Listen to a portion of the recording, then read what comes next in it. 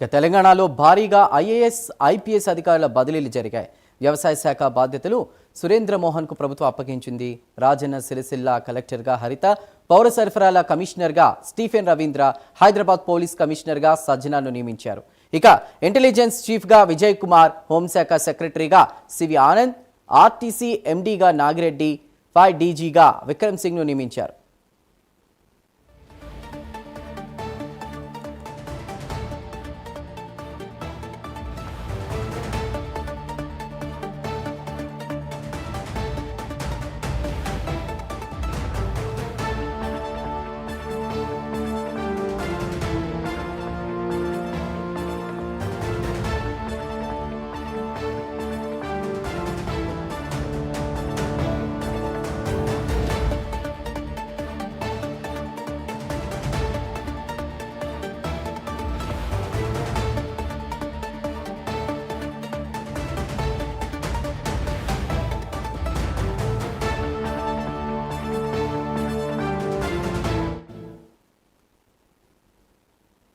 తెలంగాణలో భారీగా IAS, IPS అధికారుల బదిలీలు జరిగాయి. వ్యవసాయ శాఖ బాధ్యతలు సురేంద్ర మోహన్కు ప్రభుత్వం అప్పగించింది.